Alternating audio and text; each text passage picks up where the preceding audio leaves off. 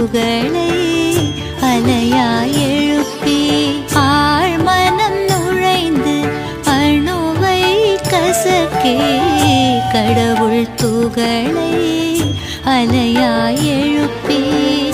ஞானம் நிறைய தியானம் செய்வோம் தினமும் முறையாய் தியானம் செய்வோம் மெல்ல மெல்ல தியானம் செய்வோம் தியானம் செய்வோம் தியானம் செய்வோம் தியானம் செய்வோம் ஆழ்மனம் நுழைந்து